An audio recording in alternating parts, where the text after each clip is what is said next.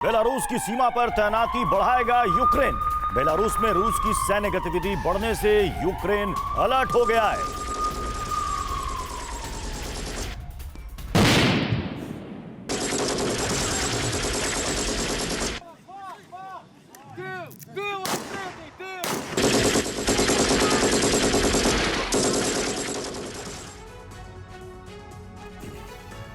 और आइए देखते हैं कि बेलारूस के बॉर्डर पर यूक्रेन की ओर से और क्या कुछ चल रहा है। कुछ डिटेल्स आपको बताते हैं।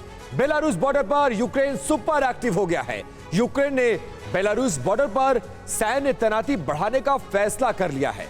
यूक्रेन ने इसके लिए जरूरी इंफ्रास्ट्रक्चर का निर्माण भी वहां पर शुरू कर दिया है। यूक्रेनी सेना दिन रात एंटी टैंक माइनफील्ड के निर्माण में जुट गई है।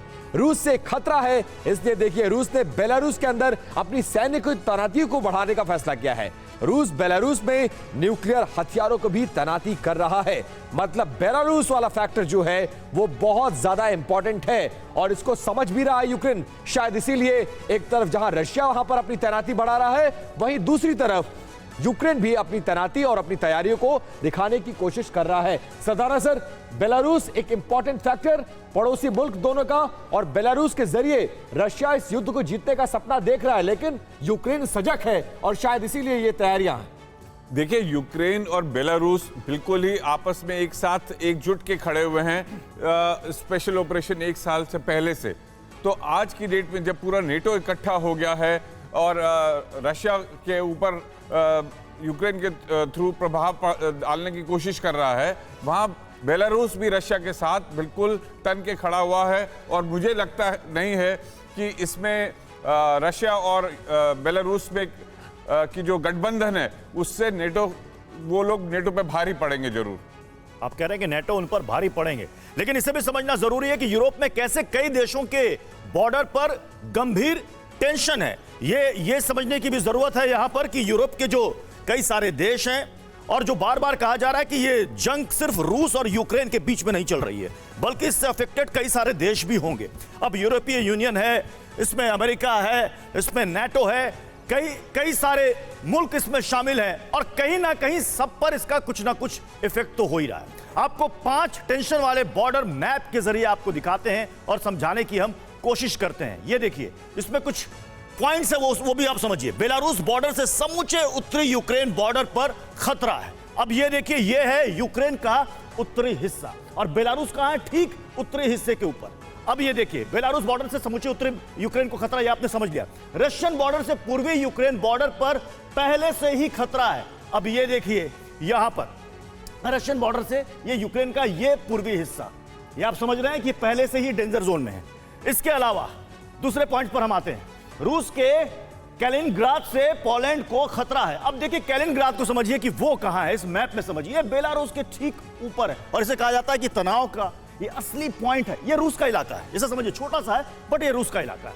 अब कैलिनग्राद के अलावा ये बेलारूस बॉर्डर से भी पोलैंड को खतरा। पोलैंड कहां है? अब ये समझिए, ये देखिए, ये भी सटा हुआ है ठीक बेलारूस के बगल से। अब बेलारूस ये वो जगह है जिसका इस्तेमाल कर पुतिन ये चाहते हैं कि वो यूक्रेन को बर्बाद कर दें। लिथुआनिया को कैलिनिनग्राड और बेलारूस दोनों सीमाओं पर खतरा है। अब उसे भी आप ये देखिए, इस मैप के जरिए आप समझिए। तो ये चारों तरफ कहीं ना कहीं हर बॉर्डर पर एक टेंशन तो जरूर बना हुआ है।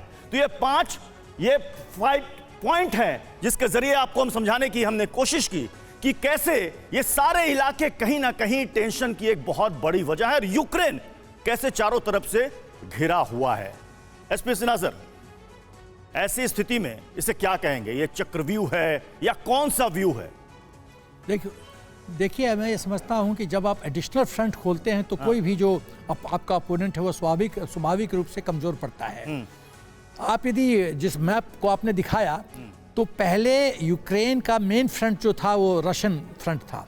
अब बेलारूस फ्रंट खुलेगा तो बेलारूस का जो ज्योग्राफिकल स्प्रेड है, आप देखिए कि 60% भौगोलिक क्षेत्र जो है वो बेलारूस का, देखिए यूक्रेन का नॉर्दर्न पोर्शन को टच करता है। सो तो नॉर्दर्न जो सेक्टर है यूक्रेन का, बेलारूस यदि एक्टिव होता है तो उसका नॉर्दर्न मतलब नॉर्थ पूरा डिस्टर्ब हो जाए। रूस तो सर एक्टिव है ही, हम राही बनकर साथ साथ चल रहा है रूस। नहीं, एक्टिव है लेकिन यूक्रेन जो देख रहा है, परसीव कर रहा है कि उसका खतरा बढ़ रहा है और वो अपना डिप्लॉयमेंट, अपने आप को ज़्यादा सुरक्षित करने के लिए डिप्लॉय कर रहा है, क्योंकि उसका खतरा नजर आ रहा है कि एडिशनल फ्रंट खुलेगा। अभी न्यूक्लियर स्ट्रेंथ मिसाइल से ये सब डिप्लॉय किया है रूस ने बेलारूस में। आप सही कह रहे हैं सर, लेकिन पांडे सर मैं चाहूंगी आप इस पर ज्वाइन करें। रशिया कह रहा है ऐसा कोई अनोखा काम तो नहीं कर रहा अगर वो बेलारूस में न्यूक्लियर वेपन्स की तैनाती कर रहा है। अमेरिका ने तो बहुत जगह अपने न्यूक्लियर वेपन्स को तैनात कर रखा है। आज के इस हालात में वाया बेलारूस जिस तरीके से ये थ्रेट बढ़ रहा है, क्या यूक्रेन उस लिहाज से अगर तैयारी करे तो क्या उसके लिए वो संभव हो पाएगा अमेरिका की बदौलत उस लेवल तक रूस का और बेलारूस में की गई तैनाती का मुकाबला करना? देखिए, थोड़ा सा विषम समीकरण बन गया है, क्योंकि जो तनाव बढ़ा हुआ है यूक्रेन और रशिया के बीच में, और अमेरिका और नाटो कंट्रीज जिस प्रकार से सहायता कर रहे हैं यूक्रेन की, उस प्रेशर को कम करने के लिए ज़रूरी है कि हमें ये पोस्टिंग हम करें, संदेश दें नाटो कंट्रीज़ को कि हम अपने दूसरे हिस्से पे भी तैयारी कर रहे हैं, वहाँ हम न्यूक्लियर आर्म्स कर रहे हैं। मैं शुरू से कहता रहा हूँ कि न्यूक्लियर आर्म नहीं यूज़ किए जाएंगे किसी भी हालत में, क्योंकि दोनों देश जानते हैं कि अगर हम ऐसा करते हैं तो क्या उसके क्या मायने होंगे। लेकिन पोस्टरिंग जरूर है, हम ये कर रहे हैं, हम बताना चाहते हैं कि हाँ हम कर रहे हैं, लेकिन हम इस्तेमाल भी कर सकते हैं मतलब दुनिया को दिखाने की कोशिश, लेकिन इसके प्रॉस एंड कॉन्स दोनों ये समझते हैं कि अगर ऐसा हुआ तो फिर दुनिया पर इसका क्या इफेक्ट पड़ेगा।